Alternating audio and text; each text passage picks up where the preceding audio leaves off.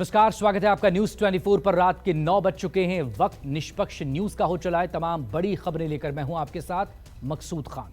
निष्पक्ष न्यूज में आज सबसे पहले बात होगी भारत माता पर तकरार की। पीएम पर एक बार फिर से राहुल गांधी ने निशाना साधा है। दूसरी खबर में आगे बात करेंगे संजय सिंह की। आम आदमी पार्टी के सांसद संजय सिंह के बाद राघव चड्ढा क्यों सस्पेंड हो गए, डिटेल खबर आगे आपको दिखाएंगे। लेकिन तीसरी खबर में बात सुप्रीम कोर्ट के फैसले की। पलट गया सुप्रीम कोर्ट का फैसला। सिर्फ सरकार चुनेगी सीईसी, चीफ इलेक्शन कमिश्नर। आखिर ऐसा क्यों हुआ है, आगे डिटेल में आपको बताएंगे। लेकिन चौथी खबर में बात होगी जब बदल जाएगा तो कैसा होगा आईपीसी, इंडियन पिनल कोड और सीआरपीसी। लेकिन सबसे पहले बात करेंगे मणिपुर पर सरकार और राहुल के वार पलटवार की।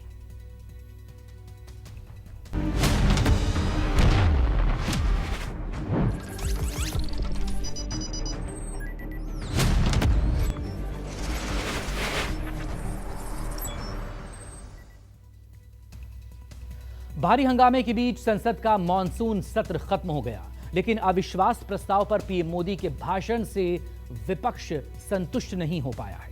संसद सदस्यता बहाल होने के बाद अपनी पहली प्रेस कॉन्फ्रेंस में राहुल गांधी ने मणिपुर को लेकर पीएम मोदी की नीयत पर तो सवाल उठाए ही, लगे हाथ ये भी कह डाला कि हां, मणिपुर में भारत माता की हत्या हुई है। मणिपुर में 2 हिस्सों में मणिपुर को बांट दिया गया है। मणिपुर में महीनों से आग लगी हुई है और अगर आपने देखा होगा कल, तो प्रधानमंत्री हंस हंस के बोल रहे थे। ये उनको शोभा नहीं देता है। अगर इस देश में हिंसा हो रही है, दर्द हो रहा है, हिंदुस्तान के प्रधानमंत्री को 2 घंटे मजाक नहीं उड़ाना चाहिए। सदन में पीएम मोदी के जिस अंदाज पर बीजेपी बल्लियां उछल रही थी, राहुल को यही बात नागवार गुजरी। मणिपुर पर पीएम मोदी को संवेदना की सीख देने वाले राहुल भारत माता की हत्या वाले बयान से भी 1 इंच पीछे नहीं हटे। सलीके से ये बात भी समझाई कि जुबान पर ऐसी आक्रामकता क्यों आई। मैं अब तकरीबन 19 साल से राजनीति में हूं और मैं हर स्टेट में गया हूं। बाढ़ आए, तूफान आए, सुनामी आई थी, हिंसा होती है, हम जाते हैं। 19 साल के एक्सपीरियंस में जो मैंने मणिपुर में देखा और सुना, वो मैंने कभी पहले नहीं सुना था। मैंने पार्लियामेंट में बोला, मणिपुर में भारत को खत्म कर दिया है। मैंने ऐसे नहीं बोला था। बुधवार को जब संसद में राहुल ने मणिपुर के 2 हिस्सों में बंटने की बात कही थी, केंद्रीय मंत्री स्मृति ईरानी ने आसमान उठा लिया था। लेकिन राहुल इस पर भी टस से मस नहीं हुए। मणिपुर दौरे के जिक्र के साथ हिंसा और नफरत की क्रोनोलॉजी भी बता दी। जब हम मणिपुर पहुंचे, हम लैंड किए, हमें मणिपुर में दौरा करना था। जब हम मेटे एरिया में गए, हमें साफ कहा गया था कि अगर आपकी सिक्योरिटी डिटेल में कोई भी कुकी होगा, उसको आप यहां मत लाइए क्योंकि हम उसको मार देंगे। और जब हम कुकी के एरिया में गए, हमें कहा गया अगर कोई मेथे आपकी सिक्योरिटी डिटेल में होगा, उसको आप मत लाइए, उसको हम गोली मार देंगे। मतलब एक स्टेट नहीं है, आज 2 स्टेट है।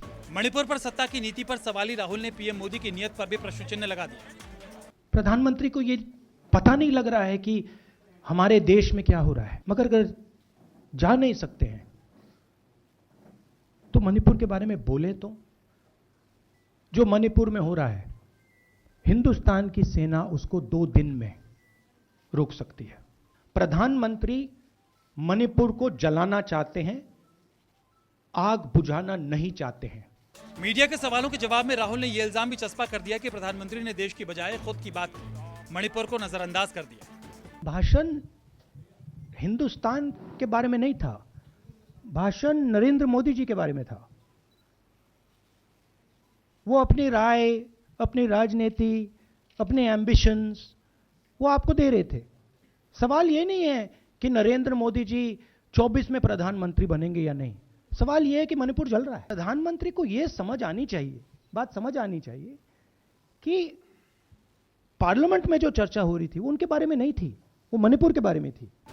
मुख्यमंत्री के इस्तीफे की विपक्षी मांग को बेमानी बताने वाले बीजेपी पर राहुल गुस्से में आ गए। अमित शाह का नाम आते ही भड़क उठे। मणिपुर में हजारों वेपन्स जो लूटे गए वो मणिपुर सीएम के नीचे ही हुआ। तो क्या अमित शाह चाहते थे कि ये हजारों वेपन्स लूटे जाए? जो हिंसा चल रही है, क्या अमित शाह चाहते हैं कि हिंसा चलती जाए? चीफ मिनिस्टर उसको रोक नहीं पा रहा है। अमित शाह जी कह रहे हैं कि भैया वो हमारी बात मान रहा है, तो क्या आप चाहते हैं कि मणिपुर जलता जाए? संसद में राहुल गांधी ने 37 मिनट भाषण दिया, लेकिन कांग्रेस ने इल्जाम लगाया कि राहुल को महज 14 मिनट दिखाया गया। राहुल के सामने ये सवाल भी आया, जवाब कुछ ऐसा आया, शायद सत्ता को एक शख्स का चेहरा पसंद नहीं आया। शायद पीएम मेरा चेहरा टीवी पे नहीं देखना चाहते, मगर फिर पीएम मेरी वीडियो के बारे में बात करते हैं, तो पता नहीं क्या है, बट मुझे लगता है शायद उनको मेरा चेहरा टीवी पे देखना अच्छा नहीं लगता। कोई प्रॉब्लम नहीं है। जो मैंने बोलना था, देखिए मुझे अपना काम करना है। जहां भी भारत माता पर आक्रमण होगा वहां मैं आपको खड़ा मिलूंगा, भारत माता की रक्षा करते हुए मिलूंगा। हालांकि पीएम मोदी के खिलाफ राहुल के तीखे तेवर ने बीजेपी का पारा चढ़ा दिया। बारी बारी से मीडिया में नमूदार हुए केंद्रीय मंत्री राहुल को ही संवेदनहीन बताने लगे। राहुल की बुद्धि विवेक पर ही सवाल उठाने लगे। ये कहने से भी नहीं चूके कि राहुल मानसिक संतुलन खो बैठे हैं। Mr. Rahul Gandhi has lost the mental balance. It appears like that. Whatever the statement he has made today, by that it appears that he has lost because he has not heard the reply. He did not come to house. और कल प्रधानमंत्री जी ने इसमें बोला है, it is very unfortunate that the grand old party, the so-called grand old party, is behaving so irresponsibly. अपना काला इतिहास जब नॉर्थ ईस्ट का दिखा तो कांग्रेस भाग गई। कांग्रेस ने जब देखा मोदी जी का संकल्प और उनका प्यार नॉर्थ ईस्ट के प्रति, मणिपुर के प्रति, तो कांग्रेस भाग खड़ी हुई। कांग्रेस ने जब सुना कि मोदी जी की सरकार ने कितना रिकॉर्ड काम सड़क, रेल, पानी, स्वास्थ्य, शिक्षा सब क्षेत्रों में नॉर्थ ईस्ट के लिए किया है, तो कांग्रेस भाग खड़ी हुई। जब विपक्ष ने सुना कि किस तरह से मोदी जी ने 9 सालों में रिकॉर्ड बार वो नॉर्थ ईस्ट गए हैं, जो आज तक कोई देश का प्रधानमंत्री नहीं जा पाया, तो कांग्रेस भाग खड़ी हुई। ये अपने आप में दिखाता है घमंडिया गठबंधन अपना घमंड दिखाकर ना सुन पाई, जो आरोप लगाए थे उनकी सच्चाई भी नहीं सुन पाई, और घमंडिया गठबंधन भाग खड़ा हुआ। उनका कहना है कि अगर प्राइम मिनिस्टर के पास इतने तरीके होते हैं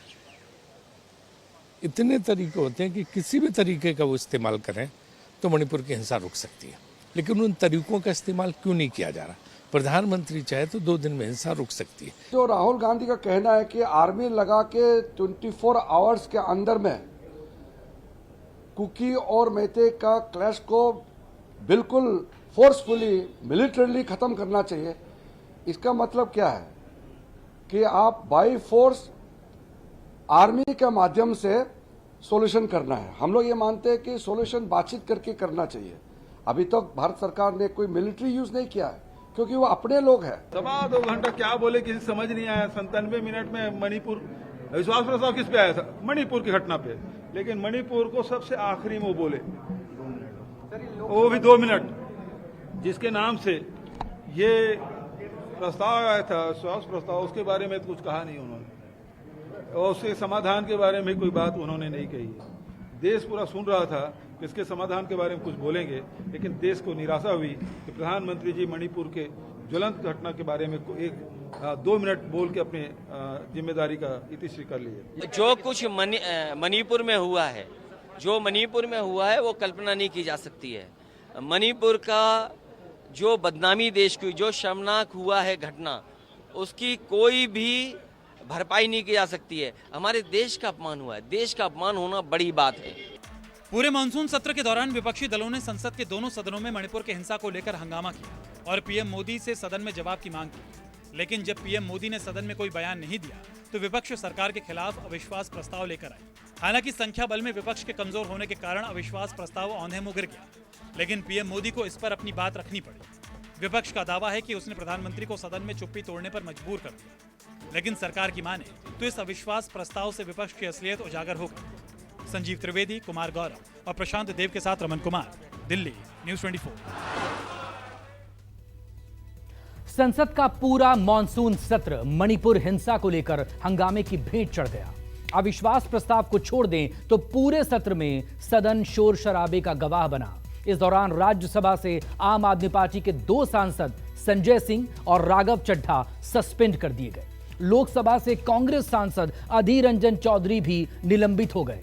अब निलंबन की इस कार्रवाई के खिलाफ विपक्षी गठबंधन के सांसदों ने संसद से लेकर सड़क तक प्रदर्शन किया और इसे सत्ता की तानाशाही करार दिया। हम तो आपकी बात, हम तो इसमें विश्वास रखते हैं, कल करने का आज करो, आज करने का अभी करो, पल में प्रलय होगा फिर करोगे कब। सर, ये प्रजा लोकतंत्र में एक ऐसी बात होती है और डिबेट में छोटे मोटे विषय आते हैं और एक दूसरे के विषय में कुछ कहते हैं, तो अगर वो बहुत अनपार्लियामेंट्री है, किसी को दुखी करता है बहुत, उस वक्त आप कह सकते हैं ये अनपार्लियामेंट्री है, ये ठीक नहीं है।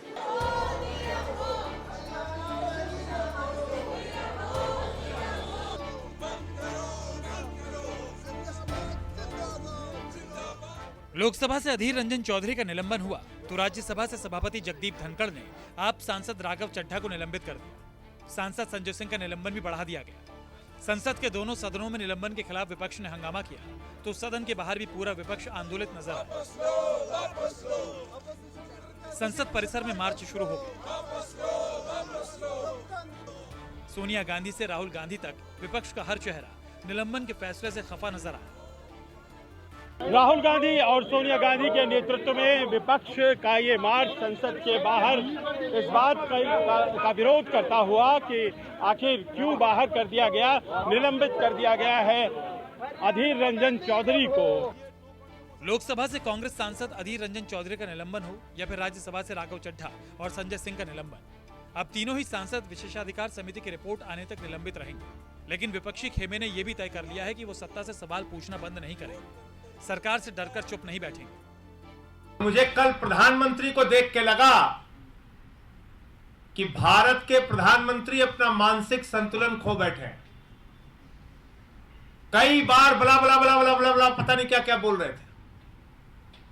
उनको मणिपुर पे बोलना था, उनको मणिपुर पे जवाब देना था, वहां की हिंसा पे जवाब देना था, वहां हो रही दरिंदगी पे जवाब देना था। पता नहीं क्या क्या बोले जा रहे थे। विरोध मार्च में शामिल विपक्षी सांसदों ने इल्जाम लगाया कि सत्ता पक्ष ने संसद को भी अपनी बात थोपने का मंच बना लिया है और निलंबन के जरिए सरकार विपक्ष की आवाज दबाना चाह रही है। लेकिन सरकार की माने तो विपक्ष खुद ही चर्चा की बजाय हंगामा करता रहा और अनुशासन को ताक पर रख दिया। सभापति से माफी मांगना भी विपक्ष को नागवार गुजरा। वहां जो हमारे अधीर रंजन चौधरी साहब को निलंबित किया गया है, वो फ्लिप्सी ग्राउंड, उन्होंने इतना ही बोला, नीरव मोदी।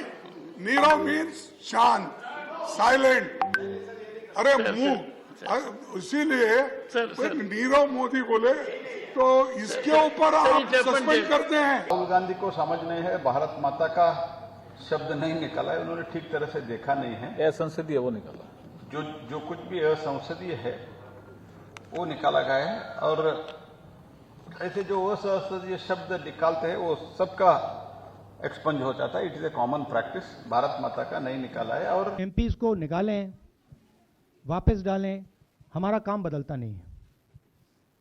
हमारा लक्ष्य जो मणिपुर में हो रहा है उसको रुकवाने का है। जो भी औजार हमारे हाथों में है उस हिंसा को रुकवाने के लिए उनका हम प्रयोग कर रहे हैं और करेंगे। घमंडिया गठबंधन का घमंड देखिए कि उन्होंने अपने कांग्रेस के नेता अधीर रंजन चौधरी को बोलने का समय नहीं दिया। जो कांग्रेस का नेता है वो भी हमने अपने समय में से अवसर दिया और उन्होंने गुड़ का गोबर किया। पहले आप कमेटी की रिपोर्ट बनाइए, फिर उसको ले आइए, लाने के बाद आप सजा निर्धारित करेंगे या सजा पहले दे देंगे। सजा यही तो होनी ना कि उनको सस्पेंड कर दिया जाए। और फिर तय हुआ है कि अब एक सेशन के लिए हमेशा सस्पेंशन होता है। ये नई प्रथा इन लोगों ने डाल दी कि अगले सेशन के लिए भी, अब तो उसको टिल फर्दर ऑर्डर कर दिया। तो मैं समझता हूँ जनादेश का अपमान है। नीरव का मतलब क्या है? शांत रहना, साइलेंट रहना, बात नहीं करना, जबान नहीं चलाना, मुंह नहीं खोलना। इसका मतलब ये था ना। अधीर रंजन जी क्या किए? ये नीरो है, मतलब ये कुछ बोलते ही नहीं, चुप्पी, इनकी चुप्पी साधे रहते हैं हर चीज पे। तो ये भी नीरव मोदी है। पर नीरव तो कोई और है ना? नीरव कोई और होगा भाई। यहाँ पे किस संदर्भ पे उन्होंने बोला है कि ये मुंह नहीं खोलते, ये कोई बोलते ही नहीं है, चुप्पी साधते हैं, पार्लियामेंट आते नहीं, ये नीरव है। एक मामले में 2 बार सजा सुनाई जा रही है। मेरा सस्पेंशन जो खुद इस सरकार का निर्णय मेरे पास चिट्ठी भेज के दी गई और आज जब सत्र का समापन हो रहा है तो सस्पेंशन एक्सटेंड कर दिया गया। अद्भुत फैसला है, अजीब फैसला है, हैरान कर देने वाला फैसला है। सारा विपक्ष इसका विरोध कर रहा है कि ये उचित नहीं है। इस तरह से लगातार जो है सदस्यों को सस्पेंड करना, ये विपक्ष पे एक हमला मारा जा रहा है। समूचा विपक्ष एकजुट है और इसकी लड़ाई लड़ेगा और जो भी है उनको जब नोटिस जाएगा तो उसका जवाब देंगे। राघव चड्ढा, इनका संजय सिंह का एक्सटेंड कर दिया गया till the hearing of the committee. तो वो मेरे ख्याल से वो भी अनुचित है, क्योंकि उनका था कि सिर्फ इस सत्र के लिए, लेकिन वो भी बढ़ा दिया गया। तो इन दोनों बातों पे समूचा विपक्ष एकजुट है और इसका प्रखर और जो है पूरी मजबूती से विरोध किया जाएगा। गुरुवार को अविश्वास प्रस्ताव पर चर्चा के दौरान कांग्रेस नेता अधीर रंजन ने पीएम मोदी पर टिप्पणी की थी, जिसको लेकर उन्हें सदन से निलंबित कर दिया गया था और उनके खिलाफ इस मामले की जांच के लिए विशेषाधिकार समिति के पास भेज दिया गया। वहीं सूत्रों के मुताबिक बीजेपी ने आरोप लगाया है कि राघव चड्ढा ने दिल्ली सेवा बिल से जुड़े एक प्रस्ताव में 5 सांसदों से उनकी सहमति के बिना हस्ताक्षर कराए थे। संजीव त्रिवेदी, कुमार गौरव और प्रशांत देव के साथ रमन कुमार, दिल्ली, न्यूज़ 24। इस सब के बीच केंद्र की नरेंद्र मोदी सरकार ने 3 ऐसे बिल लोकसभा में पेश किए हैं जो कई कानूनों की नई परिभाषा तय कर सकती है। गृह मंत्री अमित शाह ने भारतीय न्याय संहिता बिल, भारतीय नागरिक सुरक्षा संहिता बिल 2023 और भारतीय साक्ष्य अधिनियम बिल पेश करते हुए कहा कि राजद्रोह कानून को पूरी तरह से खत्म कर दिया गया है। शाह ने यह भी कहा कि इन विधेयकों से आपराधिक दंड संहिता में आमूलचूल परिवर्तन होगा। तो वहीं इंडियन पीनल कोड अब भारतीय न्याय संहिता कही जाएगी।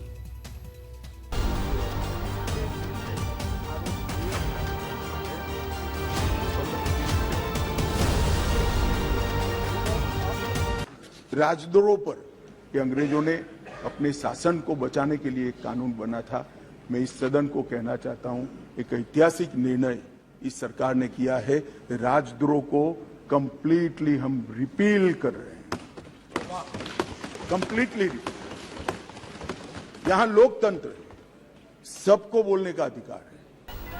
संसद के मानसून सत्र के आखिरी दिन सरकार ने सरकार दंड संहिता संशोधन के लिए एक साथ 3 बिल पेश कर दिए। लोकसभा में बिल पेश करते हुए केंद्रीय गृह मंत्री अमित शाह ने दावा किया कि ये तीनों बिल पीएम मोदी के 5 प्रणों में एक को पूरा करने वाले हैं।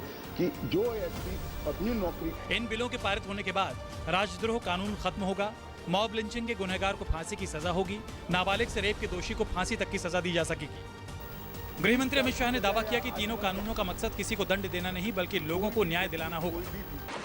मॉब लिंचिंग का बड़ा शोर मचा है, हमने उसको केयरफुली करा है। मॉब लिंचिंग के लिए भी 7 साल आजीवन कारावास और मृत्युदंड तीनों का प्रोविजन कर हम प्रावधान मानने वाला है। स्नेचिंग के लिए चाहे मोबाइल का हो चाहे महिलाओं की चेन का हो, कोई प्रावधान नहीं था। बहुत सारे लोग छूट जाते थे क्योंकि वो चोरी भी नहीं होती थी, स्नेचिंग का प्रावधान भी नहीं था। अब स्नेचिंग का भी प्रावधान ले रहे। गैंग रेप के सभी मामलों में 20 साल की सजा या आजीवन कारावास का प्रावधान किया है, जो आज नहीं है।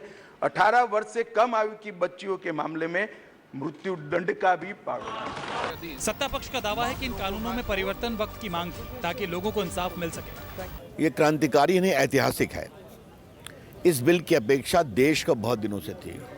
अंग्रेजों के द्वारा बनाए गए कानून के साये में देश बहुत चला। मैं इसकी 3-4 प्रमुख चीज़ें बता दूं। ट्रायल क्यों रुका हुआ है? क्योंकि जो एसपी साहब थे वो अब डीजीपी हो गए, रिटायर हो गए। अब जो प्रेजेंट एसपी हैं वो डॉक्यूमेंट देखेंगे, गवाही देंगे। थानों में केस प्रॉपर्टी के रूप में गाड़ियां पड़ी हैं, मोटरसाइकिल पड़ी हैं। अब उनका वीडियो बना के जमा कर दीजिए और थाने को साफ करिए। आप भगोड़े हैं, आतंकवादी हैं, भाग गए तो ट्रायल रुका हुआ है, अलग हो जाता है, क्योंकि ट्रायल आपके सामने करना है। अब क्या है, आपकी अनुपस्थिति में भी ट्रायल होगा और आपको सजा मिलेगी। अब भगोड़े नहीं, सजायाफ्ता होंगे आप। कानून में बहुत सारे प्रावधानों को बदला है। उसमें एक तो जो धाराएं हैं उन्होंने पहले हुई थी विद्रोह हमला, दूसरा अगर महिलाओं बच्चों पे बोला है, लिंचिंग पे बोला है, 302 पर जो मुकदमा हुआ करता था, जो एविडेंस मुकदमा हुआ करता था, वो सारी चीजें अब समय के साथ बहुत कुछ बदलाव। बिल पेश करते हुए अमित शाह ने कहा कि 1860 से 2023 तक देश की आपराधिक न्याय व्यवस्था अंग्रेजों के बनाए कानून से चल रही थी, लेकिन अब इन 3 नए कानूनों से देश की आपराधिक न्याय व्यवस्था में बड़ा बदलाव आएगा। प्रशांत देव के साथ प्रभाकर मिश्रा, दिल्ली, न्यूज़ 24।